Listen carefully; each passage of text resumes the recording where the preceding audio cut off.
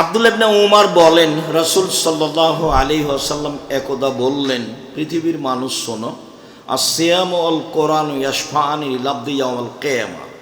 কোরআন এবং সিয়াম বিচারের মাঠে মানুষের পক্ষে কথা বলবে। সিয়াম এবং কোরআন বিচারের মাঠে মানুষের পক্ষে কথা বলবে। কয়েকটা জিনিস বিচারের মাঠে আপনার পক্ষে কথা বলবে, তার একটা হলো আঙ্গুল। যদি আঙ্গুলে তাসবিহ গণনা করা হয়, তাসবিহ দানায় তাসবিহ গণনা করার কোনো প্রমাণ নেই। যারা খেজুরের বীজ গণনা করছিলেন, রাসূলের সামনে এক মহিলা ওটা দিয়ে তাসবিহ প্রমাণ করতে চেয়েছে, হাদিসটি জাল বা নিতান্তই জৈব, সেটা দলিল হিসাবে পেশ করা যাবে না। রাসূল সাল্লাল্লাহু আলাইহি ওয়াসাল্লাম ডান হাতের আঙ্গুলে তাসবিহ গণনা করতেন। কোন দিক থেকে এর প্রমাণ নাই, যেদিক থেকে আপনার সুবিধা হয়। আঙ্গুলে তাসবিহ গণনা করলে আঙ্গুল বিচারের মাঠে কথা বলবে। মুরব্বীগণ আমাকে বলেন, আব্দুর রাজ্জাক সাহেব, আমার তো বয়স বেশি হয়ে গেছে, আমি তো আঙ্গুলে তাসবিহ গণনা করলে ভুল হয়ে যায়, তাসবিহ দানায় তাসবিহ গণনা করলে ভুল হয় না। শোনেন, মরা পর্যন্ত যদি একদিনও ঠিক না হয় তবুও নেকি হবে। কেন? এটাই রাসূল সাল্লাল্লাহু আলাইহি ওয়াসাল্লামের পদ্ধতি, তাসবিহ দানা পদ্ধতি নয়। এবং তাসবিহ দানায় তাসবিহ গণনা করলে আঙ্গুল বিচারের মাঠে আপনার কথা বলবে না, কেননা সেটা তো আঙ্গুলে হয়নি। সম্মানিত দিনী ভাই বোন, বিচারের মাঠে কালো পাথর হাজরে আসওয়াদ আপনার পক্ষে কথা বলবে। যদি টাকা বৈধ হয় হজের, তাহলে যদি হজের টাকা বৈধ হয় তাহলে আপনার কালো পাথর বিচারের মাঠে কথা বলবে। বিচারের মাঠে কথা বলবে কোরআন আপনার সপক্ষে। সূরা বাকারা, সূরা আল ইমরান, বিশেষভাবে সূরা মুলক, যতক্ষণ পর্যন্ত তর্কে আপনাকে জয়ী করে জান্নাতে না দেওয়া হয়েছে ততক্ষণ পর্যন্ত সূরা মুলক আপনার পাশ থেকে সরবে না, খুব শক্তভাবে দাঁড়াবে আপনার পক্ষে। রাতে সূরা মুলক পড়তে অভ্যাসী হবেন অবশ্যই। মুখখান বন্ধ করে চুপটি করে দিন কাটায়েন না। এই খেল তামাশা, দল সংগঠন, মারামারি, ঝামেলা হামেলা, কে আসলো কে গেল, এই নিয়ে সময় কাটিয়ে জীবনটা 16 আনাই মিছে। মুখটা একটু ব্যবহার করবেন তাসবিহ তাহলিলে। রাসূল সাল্লাল্লাহু আলাইহি ওয়াসাল্লামকে জিজ্ঞাসা করা হলো, সবচেয়ে উত্তম সম্পদ কোনটি যার যাকাত লাগে না? বলেন তো আল্লাহ নবী, সবচেয়ে উত্তম সম্পদ কোনটি যার যাকাত লাগে না? বলেন তো আল্লাহ রাসূল, সবচেয়ে উত্তম সঞ্চিত সম্পদ কোনটি যার যাকাত লাগে না? তখন রাসূল সাল্লাল্লাহু আলাইহি ওয়াসাল্লাম বলছেন, শোনো, আফজালুল মাল, সবচেয়ে উত্তম সম্পদ, সঞ্চিত সম্পদ যার যাকাত লাগে না তা হচ্ছে লিসানুন যাকির, ওই জিহ্বা যে জিহ্বা আল্লাহকে ডাকে, ওই জিহ্বা যে তাসবিহ তাহলিল জিকির আজকার করে। 2, কালবুন শাকির, ওই অন্তর সঞ্চিত সম্পদ যাকাত লাগে না যে অন্তর অল্পতেই খুশি, যা হয়েছে আলহামদুলিল্লাহ, হ্যাঁ এই কারণে হলো না, এই তোর কারণে হলো না, এই ঝামেলার কারণে হলো না, এগুলো কথা নয়, যা হয়েছে আলহামদুলিল্লাহ, এই অন্তর হচ্ছে সঞ্চিত সম্পদ। 3, জাওজাতুন তুইনহু আলা দীনিহি, ওই স্ত্রী যে তার স্বামীকে দিনের উপরে সহযোগিতা করতে পারে, সে হলো সঞ্চিত সম্পদ যার যাকাত লাগে না। বউকে চাকরি করতে দিলে এখানে সেখানে পাঠালে সব হারিয়ে যাবে। চাঁপাই নবাবগঞ্জের ভাষাতে আমও গেল, ছালাও গেল, কাঁদতে কাঁদতে 2 চোখও গেল। বাড়িতে রাখেন, নিরাপদে রাখেন, হেফাজতে রাখেন, নিজে যা পয়সা উপার্জন করছেন এটা দিয়ে আল্লাহর উপরে সন্তুষ্ট হন। স্ত্রীর সাথে পরামর্শ করে ভালো করে সুন্দর করে সংসার চালাতে শিখেন। 10,000 টাকায় সংসার চলবে ইনশাল্লাহ। আলিকতে সাদুল বিশুল মাইশা, রাসূল সাল্লাল্লাহু আলাইহি ওয়াসাল্লাম বলেছেন, মধ্যম পন্থায় খরচ করা অর্ধেক জীবিকা নির্বাহ। আমি মাসে 10,000 টাকা ইনকাম করি, আমার খরচের একটা মধ্যম পন্থা থাকবে, এ কথা মুহাম্মদ সাল্লাল্লাহু আলাইহি ওয়াসাল্লাম বলেন। আমি মাসে 10 লক্ষ টাকা ইনকাম করি, আমার এই 10 লক্ষ টাকার খরচের একটা মধ্যম পন্থা থাকবে, তার নাম অর্ধেক জীবিকা নির্বাহ। হিসাব বিবেচনা করে খরচ করার নাম অর্ধেক জীবিকা নির্বাহ। নিজে উপার্জন করেন, করতে শিখেন এবং সে দিয়ে নিজেকে সন্তুষ্ট রাখেন। স্ত্রীকে বোঝানোর চেষ্টা করেন, স্ত্রীকে সঞ্চিত সম্পদ মনে করেন যাতে যাকাত লাগে না। আল্লাহ তাআলা বলছেন ওয়াজআলনা বাইনাকুম মাওয়াদ্দাতা রাহমা, আমি স্বামী স্ত্রী তোমাদের মাঝে ভালোবাসা সৃষ্টি করে দিয়েছি। কথায় কথায় তর্ক, কথায় কথায় ঝামেলা, নেই অভিযোগের শেষ, নাই অভিমানের শেষ, নাই প্রতিবাদের শেষ। যখন অভিযোগের শেষ থাকে না, প্রতিবাদের শেষ থাকে না, তখন শয়তান খালি সারা রাত তাকে বলে আরো অভিযোগ কর, আরো অভিযোগ কর, আরো প্রতিবাদ কর, কর। একবার বলবে যে তোর শান্তি থাকবো না, যা। সকালবেলাতে ইবলিশ বহু শয়তান ছেড়ে দেয়, এই তোরা মানুষকে পাপী কর। বিকেলে আসে তখন বলে, এই তুই কি করেছিস? বলে আমি একজনকে জেনা করিয়েছি, যা, এটা কোনো কাজই হয়নি। এই তুই কি করেছিস? আমি একজনকে সলাত আদায় করতে দিই, না, এটা কোনো কাজ হয়নি। এই তুই কি করেছিস? আমি একটা মানুষকে হত্যা করেছি, এটাও কোনো কাজ হয়নি। এই তুই কি করেছিস? আমি স্বামী স্ত্রীর মধ্যে গন্ডগোল লাগিয়ে দিয়েছি। যেমন বলে গন্ডগোল লাগিয়ে দিয়েছি, তেমনি ইবলিশ তার চেয়ার থেকে উঠে লাফ দিয়ে উঠে সেই শয়তানকে বুকে জড়িয়ে ধরে বলে, তুই একটা কাজ করেছিস। এই কথা মুহাম্মদ সাল্লাল্লাহু আলাইহি সাল্লাম বলেন। তো এমন ভাবে রাখবেন যার কোনো আপত্তি নাই, অভিযোগ নাই, অভিমান নাই, কিছু নাই, কোনো পথই নাই। ভাবতে দিবেন কম, না হলেও বলবে আগে ইস্টাবলিশড হতে হবে, ইস্টাবলিশড হতে হবে। তার মানে সবই গেছে। যেভাবে রাসূল বলেছেন সেভাবে রাখেন। যে মানের তুমি খাও সে মানের খাওয়াবা, তুমি যে মানের পরো সে মানের পরাবা, তুমি তাকে কটু কথা বলবা না, তুমি তার মুখে মারবা না, তুমি তাকে তোমার বাড়ি ছাড়া কোথাও যেতে দিবা না, কোথাও থাকতে দিবা না। তা আপনার চোখের সামনে ভ্যানিটি ব্যাগ নিয়ে বাজারে চলে যায়। আচ্ছা, এরকম বাজারে যদি মহিলা মানুষ আসে তো আর ব্যাগের শেষে দেখবেন একটা টাকাও নাই, মানে তো বুদ্ধি কম, যা আছে সব নিয়ে যাবে। তো ও কেন বাজারে? এ কথা তো আমি বলিনি, তার বুদ্ধি কম, আল্লাহর নবী বলেছেন। আল্লাহ বলেছেন নারী এমন জাতি যারা পুরুষের সাথে প্রতিবাদে টিকতে পারে না, ওদেরকে দুর্বল করে সৃষ্টি করা হয়েছে, এই কথা আল্লাহ বলছে।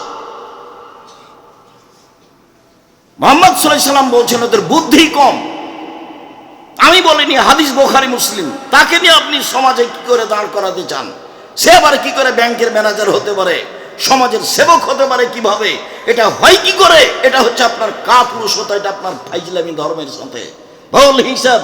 আপনি আপনার ছেলেকে মেয়েকে বলেছেন আমার ছেলে মেয়ের মেধা ভালো, আমার ছেলে মেয়ে গোল্ডেন পেয়েছে, বড় ডাক্তার। দিন রাত আপনাকে বলছি, কে বলেছে ডাক্তার? ও তো জীবন 16 আনাই মিছে।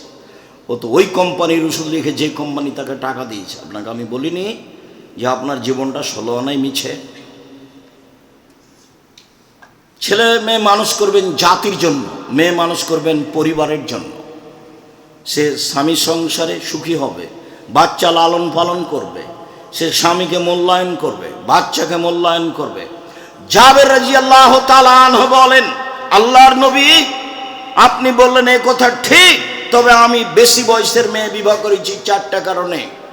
আল্লাহর নবী শোনেন, আমি বেশি বয়সের মেয়ে তালাকপ্রাপ্ত মেয়ে বিবাহ করেছি 4টা কারণে।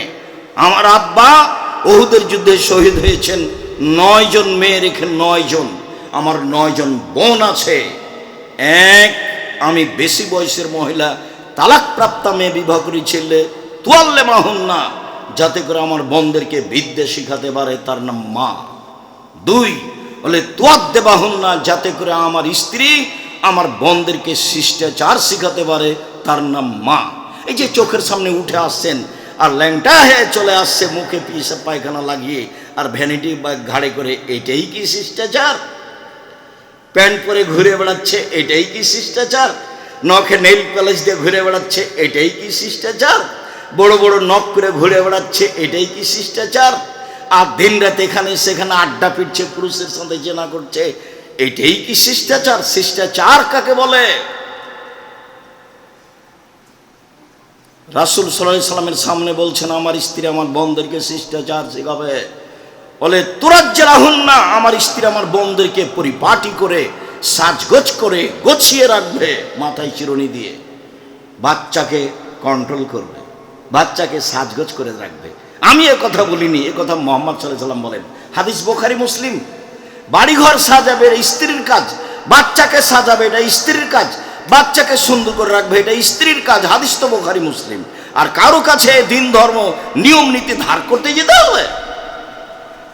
কারো কাছে যেতে হবে না। চাই আমি বেশি বয়সের মহিলা তালাকপ্রাপ্ত মেয়ে বিবাহ করেছি, কেন? যাতে করে আমার বোনদেরকে পাহারা দিতে পারে। পাহারা দাও। সময়ের ওপরে কথা। সম্মানিত দিনী ভাই বোন, রাসূল সাল্লাল্লাহু আলাইহি সাল্লাম বলেছেন, সিয়াম বিচার মাঠে আপনার পক্ষে কথা বলবে। বলবে প্রতিপালক, আমি ওকে দিনে খেতে দিনি, দিনে ওকে আমি ইচ্ছা মতো চলতে দিনি, প্রবৃত্তি অনুযায়ী চলতে দিনি, তুমি আমার কথা শোনো, ওকে জান্নাতে দাও। আল্লাহ বলবেন, ঠিক আছে, জান্নাতে দিলাম। সাহাল ইবনে সাদ রাদিয়াল্লাহু তাআলা আনহু বলেন, রাসূল সাল্লাল্লাহু আলাইহি সাল্লাম বলেছেন, আল জান্নাত লাহা সামানিয়াতু আবওয়াব, জান্নাত তার জন্য 8টি দরজা রয়েছে। মিনা বাবুন ইসমার রায়ান, তার একটি দরজার নাম হচ্ছে রায়ান। রায়ান মানে পানি পান করে তৃপ্তি লাভ করা। লায়াত খোলা ইল্লা সায়েমুন, এই দরজা দিয়ে সিয়াম পালনকারী ব্যতীত কেউ প্রবেশ করতে পারবে না। এজা দাখাল আখিরুহুম উগলেকা, শেষ ব্যক্তি ঢুকে গেলে দরজা বন্ধ করা হবে। এমন ইবাদত আর কোনো ইবাদত নেই। বিচারের মাঠে যখন মানুষ জান্নাতে ঢুকবে, তখন 8টি দরজা থেকে ফেরেশতারা স্বাগতম জানাবে, আসেন আসেন। যারা সিয়াম পালন করেছেন এই দরজা দিয়ে আসেন, আসেন। যারা হজ করেছেন এই দরজা দিয়ে আসেন, যারা সালাত আদায় করেছেন এই দরজা দিয়ে আসেন, যারা দান করেছেন এই দরজা দিয়ে আসেন। সুযোগ বুঝে আবু বকর সিদ্দিক রাদিয়াল্লাহু তাআলা আনহু বললেন, আল্লাহ নবী বলেন তো, এমন কোনো ব্যক্তি হবে যাকে সব দরজা থেকেই ডাকা হবে? রাসূল সাল্লাল্লাহু আলাইহি ওয়াসাল্লাম বলেন, হ্যাঁ, তুমি তার মধ্যে।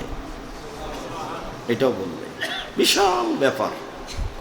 যেটা মূল কথা বলতে যাচ্ছিলাম সেটা হলো এই, সিয়াম পালনকারীর শেষ ব্যক্তি ঢুকলে দরজা বন্ধ করা হবে, আরও বাকি দরজা খোলা আছে।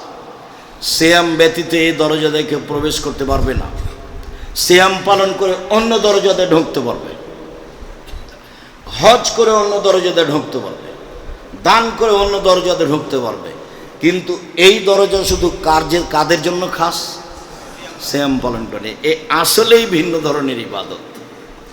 উমামা বাহিলি রাদিয়াল্লাহু তাআলা আনহু বলেন, রাসূল সাল্লাল্লাহু আলাইহি সাল্লামকে একদা তিনি বললেন, আল্লাহর নবী, মুরনি বিআমালিন আমিলতুহু, আল্লাহর নবী আমাকে একটা আমলের কথা বলেন তো, যাতে আমি জান্নাতে চলে যাব। তখন রাসূল সাল্লাল্লাহু আলাইহি সাল্লাম বললেন, উমামা আলাইকা বিসসাম ফাইন্নাহু লা ইদলা লাহু, তুমি সিয়াম পালন করো। ইবাদতের জগতে সিয়ামের সমপর্যায়ের কোনো ইবাদত নেই। এইটা সিয়াম আর এইটা সালাত। যদি বলি সালাত সিয়ামের সমপর্যায়ের ইবাদত, তাহলে ভুল হবে। এইটা সিয়াম আর এটা হলো হজ। যদি বলি যে হজ সিয়ামের সমপর্যায়ের ইবাদত, তাহলে ভুল হবে। যদি এইটা দান আর এইটা হলো সিয়াম, যদি বলি দান সিয়ামের সমপর্যায়ের ইবাদত, তাহলে ভুল হবে। কেন? মুহাম্মদ সাল্লাল্লাহু আলাইহি সাল্লাম বললেন, সিয়ামের সমপর্যায়ের ইবাদত পৃথিবীতে নেই। আবার তিনি বলছেন, আলাইকা বিসসাম, ও মামা তুমি সিয়াম পালন করো। ফাইন্নাহু লা মিসলা লাহু, সিয়াম এমন একটি ইবাদত যার মতো কোনো ইবাদত পৃথিবীতে নেই। এতক্ষণ ছিল সমপর্যায়ের, এবার বলছেন মতো, যার মতো কোনো ইবাদত নেই, তার নাম সিয়াম। সম্মানিত দিনী ভাই বোন, রাসূল সাল্লাল্লাহু আলাইহি সাল্লাম যা বলেন তাতে সিয়াম আসলে একটি ভিন্ন ধরনের ইবাদত, যা অন্য ইবাদতের সাথে মিল খায় না। আবু হুরায়রা রাদিয়াল্লাহু তাআলা আনহু বলেন, রাসূল সাল্লাল্লাহু আলাইহি সাল্লাম একদা বললেন, কুল্লু আমাল ইবনে আদম ইজাফুল হাসানাতু বিআশরি আমসালিহা ইলা 700 যায়ফ, আদম সন্তানের সব নেকি করলেই 10, যা করবেন 10, এক নেকি লিখা হয় না। যেখানে এক নেকির কথা এসেছে সেটা এক মানে 10, লিখবেই 10। তারপর ফেরেশতাদের বলবেন, বাড়াও বাড়াও বাড়াও, 700 পর্যন্ত বাড়াও, আরো বাড়াও, বাড়াতে থাকো। তবে সিয়াম আল্লাহ তাআলা বলছেন, পৃথিবীর মানুষ মনে রেখো, ইল্লা সাম ফাইনাহু লি ওয়া আনা আজিজু বিহি, সিয়াম আমার জন্য প্রতিদান আমি দিব, সিয়াম আমার জন্য প্রতিদান আমি দিব। এই কথা আল্লাহ তাআলা বলেন। আবার কারণ বলছেন, ফাইনাহু তারাকা শাহওয়াতা তাআমা মিন আজলি আও ইয়াদা শাহওয়াতা তাআমা মিন আজলি, আমার কারণে সে দুইটা জিনিস ত্যাগ করেছে। এই প্রবৃত্তি, খাদ্য সবাই ছেড়ে দিতে পারে। বাচ্চা ছেলেকে বুঝালে বাচ্চা ছেলেও খাদ্য ছেড়ে দিবে, বৃদ্ধ মানুষ তো পারেই। তাহলে প্রবৃত্তি কি জিনিস? যেটা মানুষ সহজে পারে না। যেমন আজকে আপনাকে বলছি, আর আপনি দাড়ি চাঁচবেন না, দেখি চাঁচেন কি না। যেদিন চাঁচবেন সেদিন আপনি এখন মনে করবেন যে আমি প্রবৃত্তি মেনে চলি, আমার মন যা চাই সেটাই করি আমি, তার নাম প্রবৃত্তি মেনে চলা। দেখি আপনার মিল খাই কিনা। আজকের পরে আর কোনোদিন প্যান্টটা টাকানোর নিচে করবেন না। যদি করেন তাহলে আপনাকে বুঝতে হবে আমি প্রবৃত্তি মেনে চলি। আপনাকে বলি, আর কোনোদিন দোকানপাটে বসে মানুষের বদনাম গীবাত করবেন না। দেখি আর কোনোদিন বসেন নাকি। কত দিন বললাম আপনাকে, দোকানে যাওয়ার পদ্ধতি, আসসালামু আলাইকুম, আহমদ লবণ আছে? জি আছে। মরিচ আছে? জি আছে। 1 কেজি লবণ দাও, 200 মরিচ দাও। টাকা দেওয়া হয়েছে, আসসালামু আলাইকুম, গেলাম। আপনি বসে ওখানে আড্ডা পিটছেন কেন? ওখানে ল্যাংটা মেয়ে নাচে। আমি আপনাকে আর কি বলি, পরে একটু বলতে চাচ্ছিলাম, বারবার আঘাত করছে। আমি 22শে ডিসেম্বর থেকে নিয়ে 11ই জানুয়ারি পর্যন্ত লন্ডনে থাকলাম। বিভিন্ন জায়গায় গেলাম, বিমানে গেলাম, গাড়িতে গেলাম, ট্রেনে গেলাম। কোথাও যে দুজন মানুষ বসে গল্প করছে এটা চোখে পড়লো না। রাত 2টায় গেলাম, রাত 3টায় গেলাম, 4টায় গেলাম, ভোরে গেলাম, সন্ধ্যায় গেলাম। বিভিন্ন সময়ে আমি সফরে থাকলাম, গ্রাম দিয়ে হাঁটলাম, একবারে গ্রাম থেকে গ্রাম। কোথাও যে দুজন বসে মানুষ গল্প করে না। আমি বিমানে থাকলাম 14 ঘন্টা, সিঙ্গাপুর এয়ারলাইন্স, সিঙ্গাপুর থেকে লন্ডনে গেল 14 ঘন্টায়। আমার ধারণায় ইহুদি খ্রিস্টান ছাড়া বিমানে আর কেউ ছিল না। 2-1জন পাকিস্তানি মানুষ থাকতে পারে। মানে আমি কয়েকবার হাঁটাহাঁটি করলাম, আমার নজরে পড়ে না। এই লম্বা সময়ে আমি তাদের দেখলাম, তারা বই পুস্তক পড়ছে, তারা মোবাইলে কিছু হিসাব নিকাশ করছে, মোবাইলে কোনো জিনিস তারা দেখছে। তবে কোনো মোবাইলে কারো চোখের সামনে টিভিতে আপনার এই ল্যাংটা মেয়ে নাচে না, গান বাজনা নাই কারো টিভিতে। আমার অনুমান হলো 2-1টা টিভিতে যে তারা নাটক দেখছে, এরকম আমার ধারণা হলো। আমি হাঁটতে থেকে যেটা আঁচ করলাম, তো তাহলে হইচই, গন্ডগোল, আড্ডা পিটা, মারামারি আপনাদের উপরে চাপিয়ে দেওয়া হয়েছে। একটা গাড়ি আগে চলে যাবে, সামনে একটা গাড়ি পড়তে আগেই ও থেমে গেছে, আপনাকে প্রাধান্য দিচ্ছে আগেই। আপনি সুবিধা নিয়ে নেন, ও আর সুবিধা নিবে না, আপনার হয়ে যাবে তখন ও যাবে। সবাই সবাইকে সুবিধা দিতে চাচ্ছে, যেটা মুহাম্মদ সাল্লাল্লাহু আলাইহি সাল্লামের নীতি। সম্মানিত দিনী ভাই বোন, বলছিলাম প্রবৃত্তি। যেসব নারীকে রাস্তাঘাটে দেখছেন এরা সবাই প্রবৃত্তির অনুসরণ করে। তাহলে এরা সবাই রোজা থাকে, উপবাস থাকে, সিয়াম থাকে না। সিয়াম মানে বিরত থাকা। যারা দোকানে আড্ডা পিটে, যারা মিথ্যা কথা বলে, যারা জুয়াচুরি করে, যারা দাগাবাজি করে, যারা চাঁদাবাজি করে, যারা রাহাজানি করে, যারা মানুষকে জেল হাজতে দেয়, যারা মানুষকে অপমান করে, যারা মানুষকে খাটো করে, তারা মনের অনুসরণ করে, ওরা রোজা থাকে, ওদের সিয়াম হবে না। এ কথাই চূড়ান্ত হাদিস, বুখারী মুসলিম। তারা প্রবৃত্তির অনুসরণ করে, অল্প দিন বাঁচতে এসে এইভাবে ক্ষমতা দেখিয়ে, দলীয় দাপট দেখিয়ে বাঁচতে রাজি নয়। শ্বাস বন্ধ হয়ে গেলে ছেলে মেয়ে আত্মীয় স্বজন ফেলে দিয়ে আসবে কবরে, কেউ সহযোগিতা করবে না। অবাক জীবন মানুষের, চলে যাওয়ার পরে পৃথিবীর সাথে যোগাযোগের কোনো সম্পর্ক নেই। যতই ভালোবাসা থাক না ছেলে মেয়ের উপরে, ছেলে মেয়ে আপনাকে রাখতে পারবে না, কোনো পথ নেই রাখার। তার নাম মরণ, তার নাম জীবন। দিন রাত দেখে আসছেন দাদা চলে গেছে, বাপ চলে গেছে, মা চলে গেছে, এইভাবে আমিও চলে যাব, অর্থ সম্পদ সব কিছু থাকবে, ও আমার সাথে যোগাযোগ করতে পারবে না। অল্প দিন বাঁচতে এসে ফাঁকি দিয়ে, ধোকা দিয়ে, অন্যায় করে, অপিরাজ করে, লুপ্তরাজ করে, রাহাজানি করে, দাগাবাজি করে, জুয়া চুরি করে, চাঁদাবাজি করে বসে বেঁচে থেকে কি লাভ? আমি তো বলেছি আপনাকে, সবচেয়ে কম পয়সার ব্যবসা করে খাবো, আমার রুজি হলেই তো হলো। দিন মজুরি করে খাবো, না হয় বেতনে চাকরি করব, না হয় জমি চাষ করব। বহুদিন বলেছি, দায়িত্বশীল চেয়ারম্যান যদি জানতো বিচারের মাঠ কত কঠিন, তাহলে জনগণকে বলতো, জনগণ আমার দায়িত্বে আসা ভুল হয়েছে, আমি চলে গেলাম। আমার আব্বার 10 শতক জমি ভাগে পেয়েছি, ওই 10 শতক জমিতে বেগুনের চাষ করে খাবো, আমি এই কাজ করব না। আসসালামু আলাইকুম। আপনাকে আমরা বুঝাতেই পারি না পৃথিবী কি জিনিস, অথচ দিন রাত দেখছি। সম্মানিত দিনী ভাই বোন, সেম একটি ব্যতিক্রম ইবাদত, যার বিনিময়ে একমাত্র আল্লাহ তাআলা দিবেন। সিয়াম থাকার চেষ্টা করেন, রোজা থাকিয়েন না। রোজা মানে উপবাস থাকা, সিয়াম মানে বিরত থাকা। আল্লাহ আমাদের বুঝে আমল করার তৌফিক দান করুক। আল্লাহুম্মা সাল্লি আলাইহি আল্লাহুম্মা বারিক আলাইহি।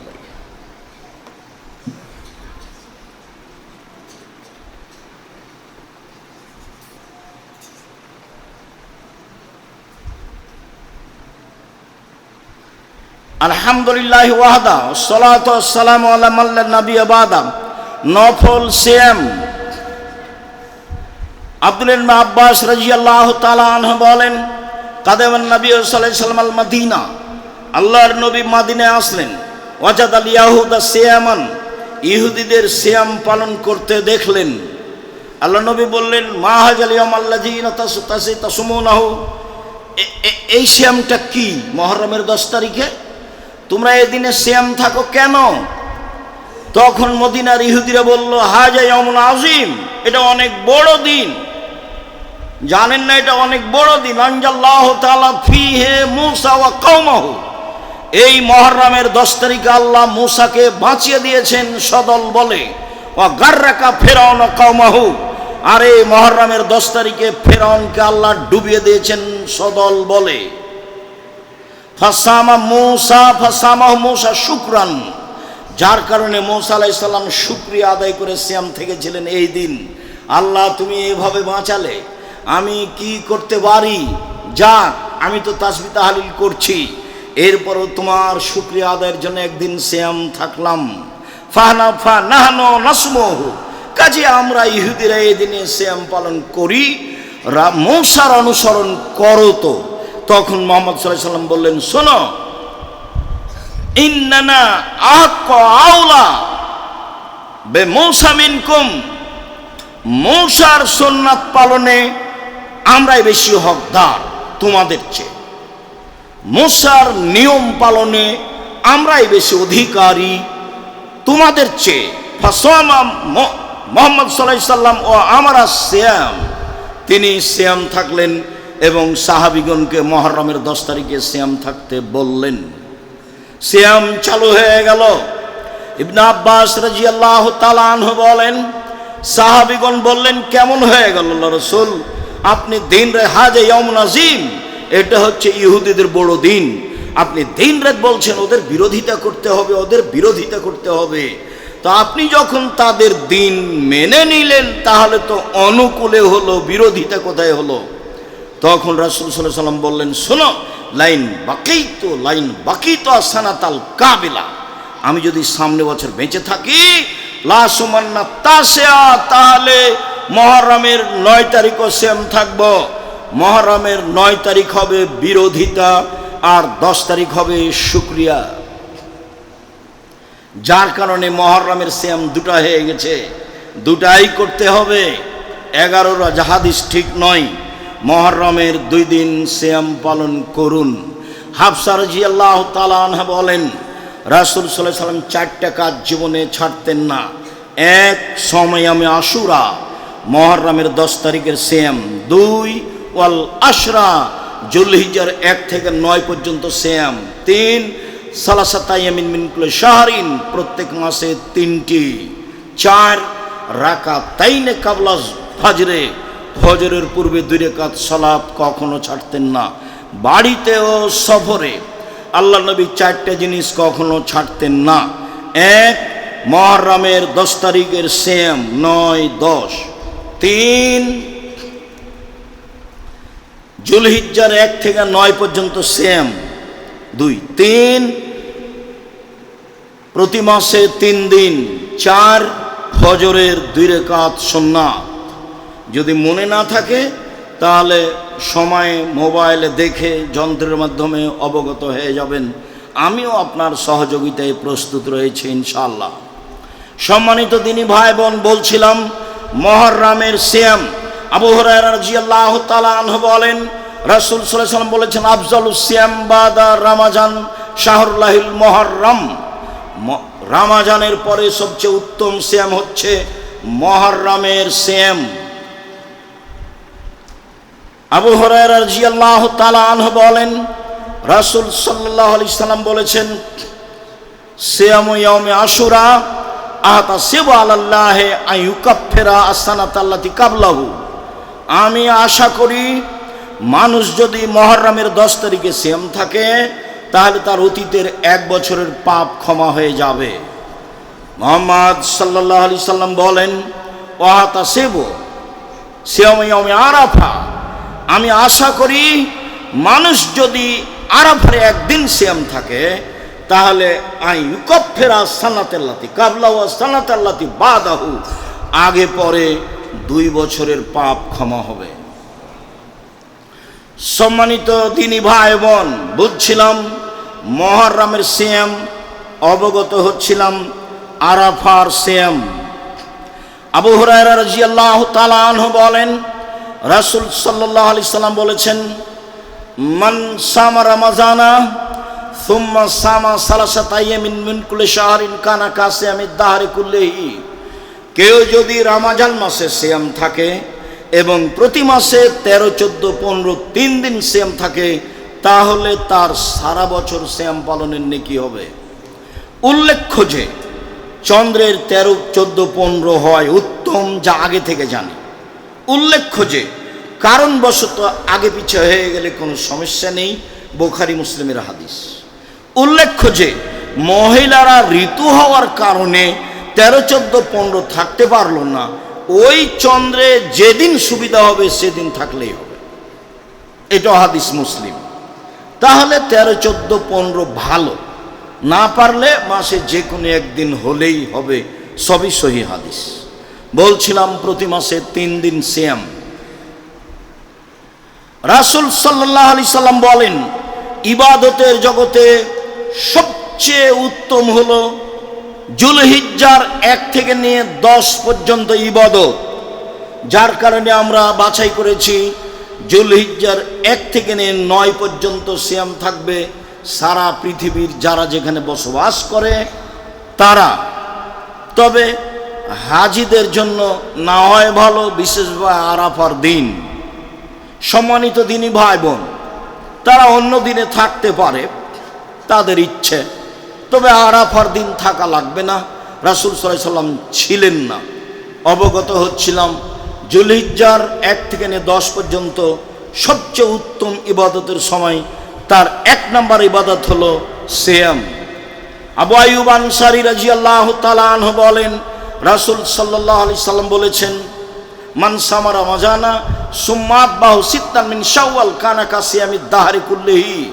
কেউ যদি রমজান মাসের সিয়াম থাকে তারপরে শাওয়ালের 6টা সিয়াম থাকে তাহলে সে সারা বছর সিয়াম পালনের নেকি পাবে।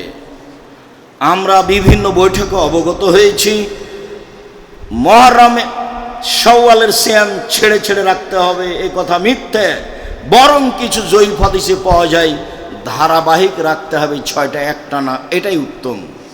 ঈদের পরের দিন থেকে আপনি 6টা রেখে নেবেন, যেদিনই রাখেন 6টা রাখবেন, ধারাবাহিক রাখার চেষ্টা করবেন শাওয়াল মাসে, তাহলে সারা বছর সিয়াম পালনের নেকি হবে। এবার চলেন বৃহস্পতিবার সোমবার সিয়াম।